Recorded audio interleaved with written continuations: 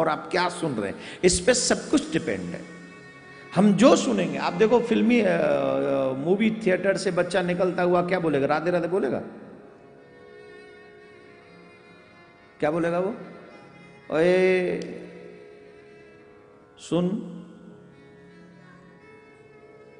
सामने वाला के सुना, चलते क्या मदिरालय, सुना वो है ना। और यहां से निकलने वाला क्या बोलेगा? जोर से बोलो, क्या बोलेगा? ऐसे बोलेगा।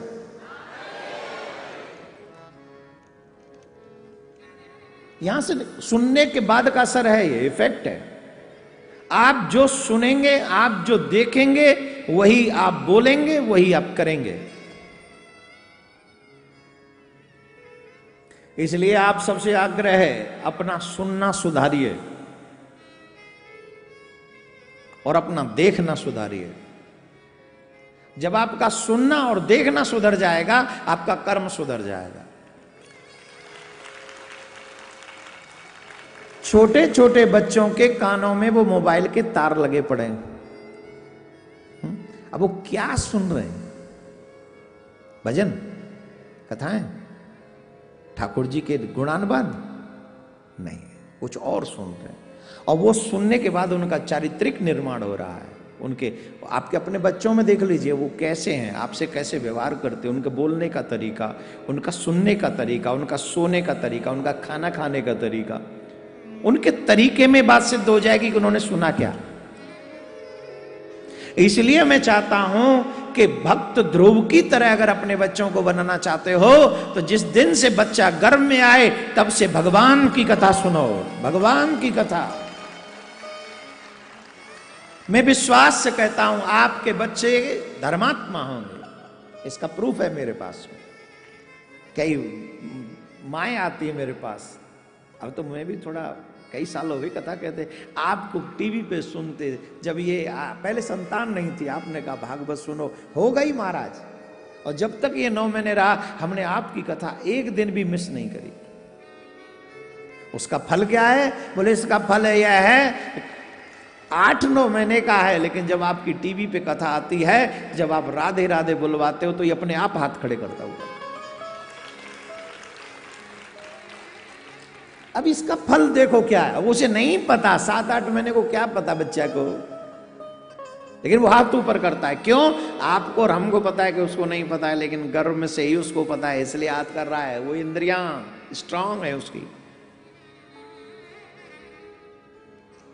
इसलिए अगर बच्चों को अच्छा बनाना है तो बचपन से ही इस लाइन में लाना पड़ेगा कि वो अपने धर्म को जाने। मैं ये नहीं कह रहा हूं कि उनको बाबा जी बना दो, कि कथावाचक बना दो या कुछ ना, उन्हें पत्रकार ही बनाओ, उन्हें वो अभियंता क्या बोलते हैं, उनको वकीलों को क्या बोलते हैं, अधिवक्ता।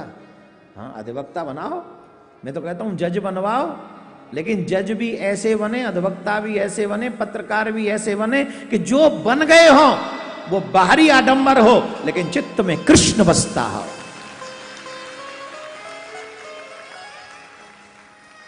चाहे जो बन जाओ, लेकिन चित्त में कृष्ण की गीता बसती हो। कृष्ण ने कोई गलत चीज के लिए उपदेश नहीं किया है। कर्मण्येवाधिकारस्ते मा फलेषु कदाचन। अपना कर्म ईमानदारी से करो। अच्छा एक बात बताओ, अगर ये सारे लोग ईमानदारी से काम करने लग जाएं तो देश में क्राइम होगा? बोलिए, क्राइम हो क्यों रहा है? क्योंकि ईमानदारी नहीं है। ईमानदारी सिखाएगा कौन? जिनको ईमानदारी सिखानी है वो खुद भ्रष्ट हैं। जब सरकारी नौकरी घूस लेके मिले है, कोई भी नौकरी, सरकारी नौकरी में चले जाओ, बिना घूस के आपको सरकारी नौकरी नहीं मिलनी। दिलवाने वाले घूस लेते हैं, एग्जाम देने वाले, लेने वाले न जाने कैसे कैसे लोग लेते हैं। ऊपर से वो क्या बोलते हैं, पोस्ट कहां करना है तुम्हें, कौन सी जगह पे करना है, क्या बोलते हैं उसको, ट्रांसफर, उसमें घूस लेते हैं। फिर बढ़िया अगर डिस्ट्रिक्ट है तो वहां तुमको रखना है तो इतना पर मंथली हमको दे दीजिए। अब बेचारी गरीब जनता कितना चुकाए भाई, कहां तक चुकाए? और वो कहां से लाएगा? वो ईमानदार बन सकेगा? जहां डॉक्टर बनने के लिए एक सीट पाने के लिए 2 करोड़ रुपए देना पड़ता हो किसी को, और ईमानदारी सोचो, ये फिर बेईमानी 500 रुपये फीस लेता है, गलत बात करता है। क्यों गलत बात करता है? गलत उसने नहीं किया, 2 करोड़ रुपए लेके उसको सीट दी थी। किसने किया था गलत? उसके लिए हमारी जुबान नहीं है? बताइए ना। तो रग रग में जहां भ्रष्टाचार है। अच्छा ईमानदारी से बताओ, बेईमानी खत्म हो गई? पत्रकार बंधु जरा कृपा करके, अरे तू काई कैमरा लगा रहा, तू सबसे पहले वहां पहुंच जाओ कर। अच्छा आप लोग सब बताओ, इनसे नहीं पूछते, आपसे बताओ, बेईमानी खत्म हो गई? अरे कहां खत्म होनी चाहिए? अब तो रिश्वत नहीं देनी पड़ती, बिना पैसे दिए काम कोई हो जाएंगे ना सब। आप सोच रहे हैं कोई आदमी आके बदल सकता है? नहीं, कोई माई कलाल इस देश के भ्रष्टाचार को खत्म नहीं कर सकता। अगर खत्म करना है तो सनातन जब तक घर घर नहीं पहुंचेगा तब तक भ्रष्टाचार खत्म नहीं होगा।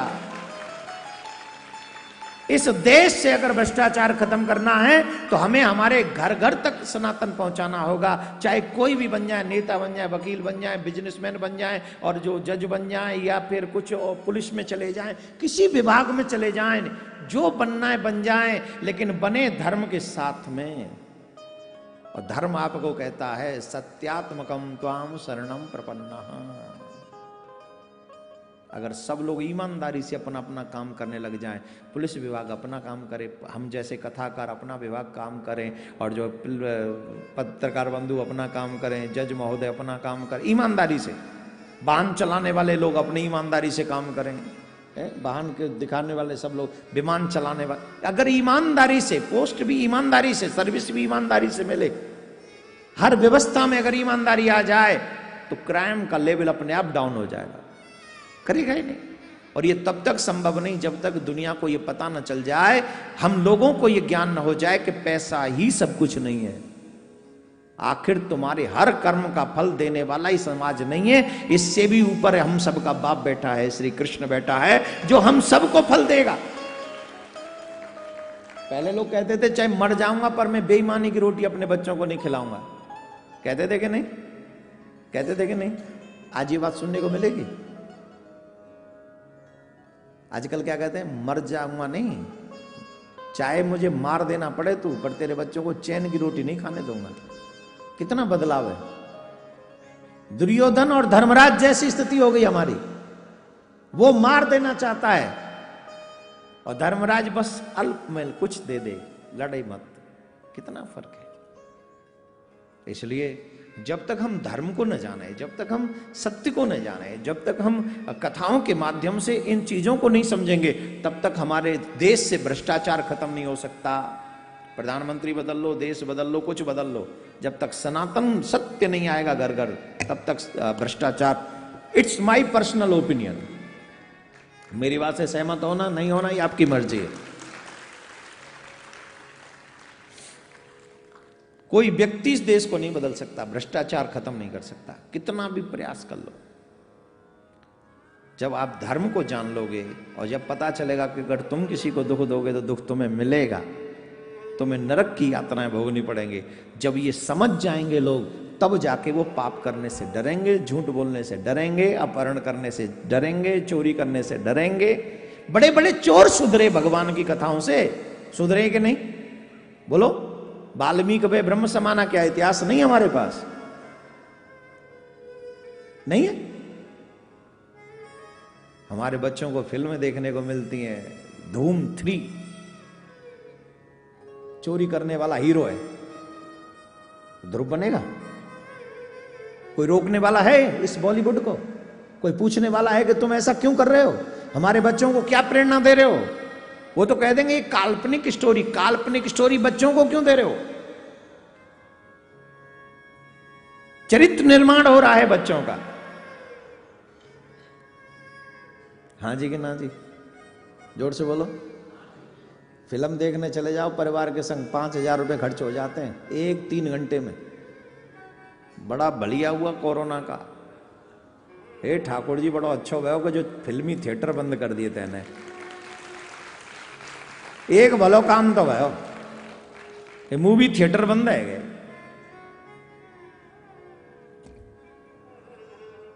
लेकिन आप सब सोचो कि मैं ये बात क्यों कह रहा हूं, मेरा इसमें मेरा क्या निजी स्वार्थ क्या होगा बताओ।